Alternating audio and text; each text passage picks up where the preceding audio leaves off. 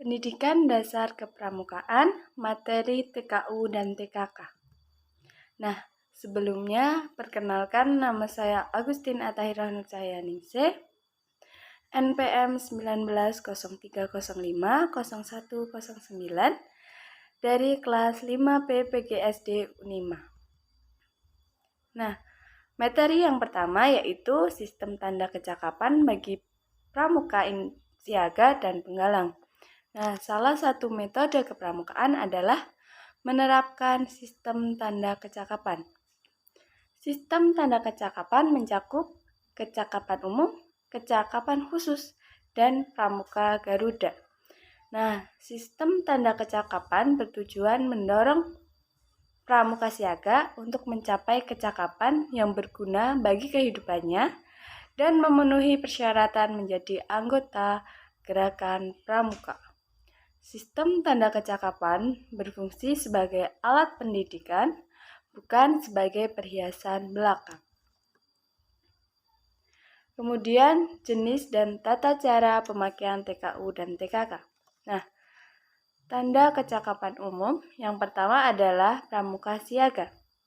Pramuka siaga merupakan tingkatan untuk kelompok anggota pramuka berusia 7-10 tahun.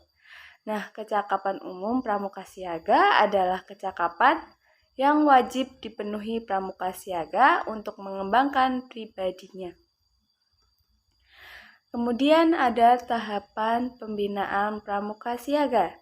Ada 3, yaitu yang pertama adalah siaga mula, yang kedua adalah siaga bantu, dan yang ketiga adalah siaga tata.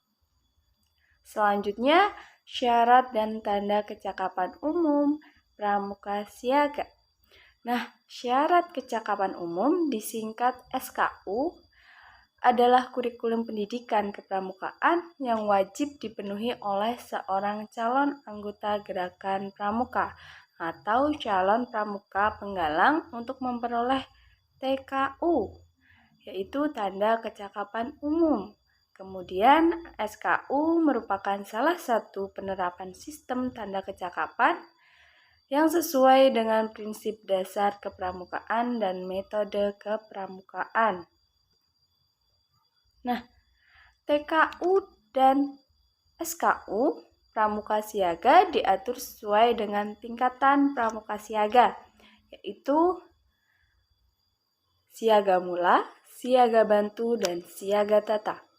Nah, siaga mula adalah syarat kecakapan umum tingkat siaga mula.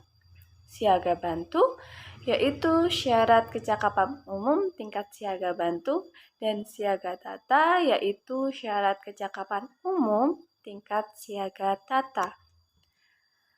Dan selanjutnya tingkatan pada penggalang. Nah, ini ada 3, yaitu penggalang ramu, penggalang rakit, dan penggalang terap. Penggalang ramu yaitu syarat kecakapan umum tingkat penggalang ramu. Penggalang rakit yaitu syarat kecakapan umum tingkat penggalang rakit. Dan penggalang terap yaitu syarat kecakapan umum tingkat penggalang terap. Selanjutnya adalah tanda kecakapan khusus tingkat siaga. Nah, kecakapan khusus adalah kecakapan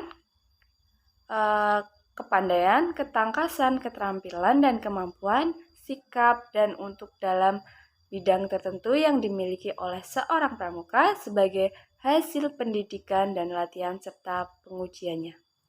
Nah, syarat kecakapan khusus yang disingkat dengan SKK adalah semua syarat yang harus dipenuhi seorang pramuka untuk memperoleh tanda kecakapan khusus atau TKK tertentu yang sesuai dengan usia dan kemampuannya. Kemudian tanda kecakapan khusus adalah suatu tanda yang menunjukkan kecakapan, kepandaian, ketangkasan, keterampilan, kemampuan, sikap, dan usaha seorang pramuka di bidang tertentu sesuai dengan usia dan kemampuan jasmani. Oke. Selanjutnya itu ada tanda kecakapan khusus tingkat penggalang.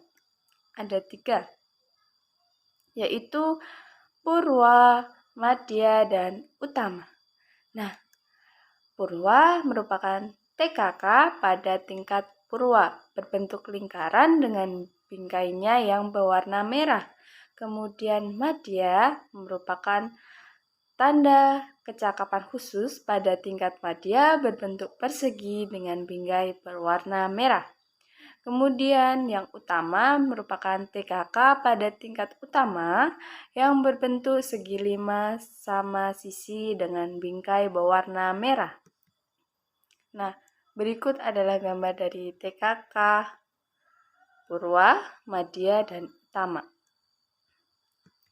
Nah, selanjutnya ada pelantikan.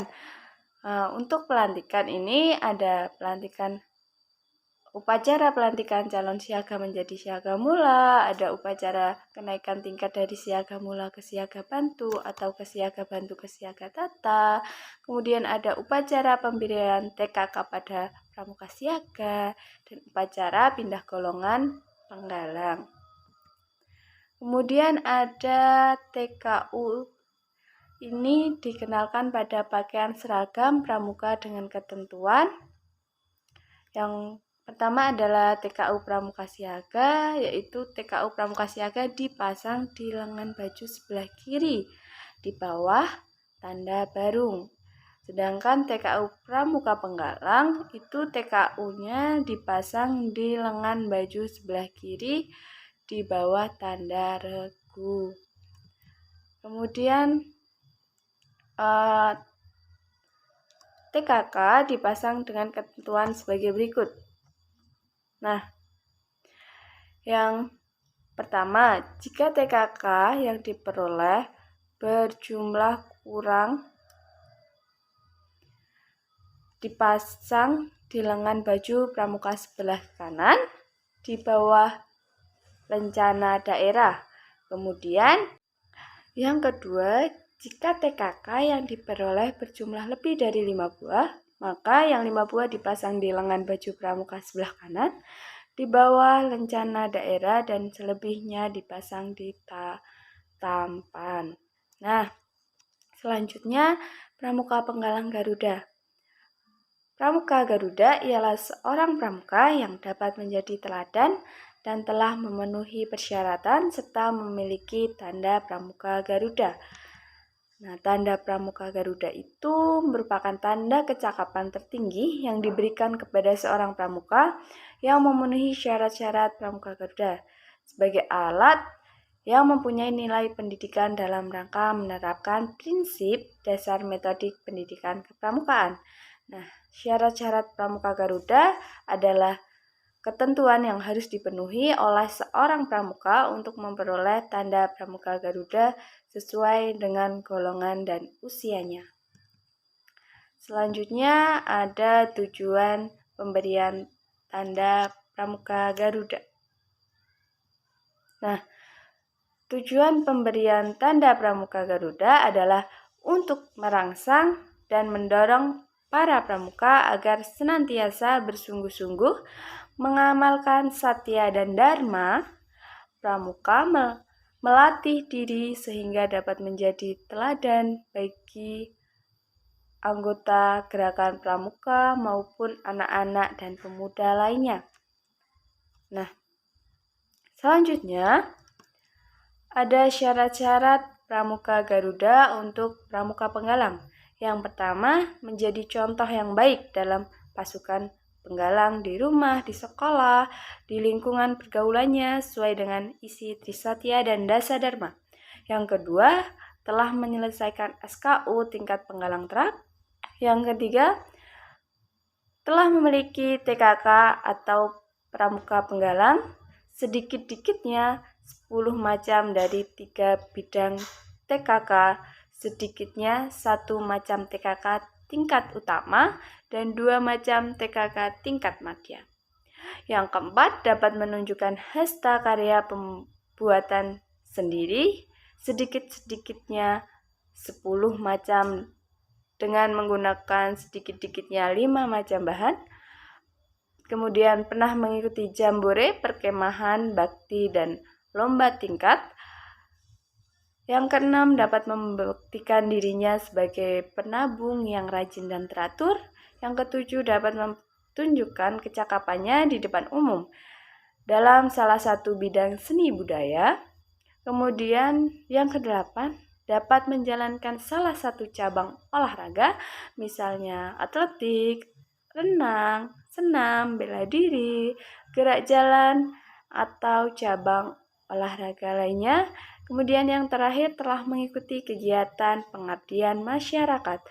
Dan yang terakhir adalah terima kasih. Terima kasih.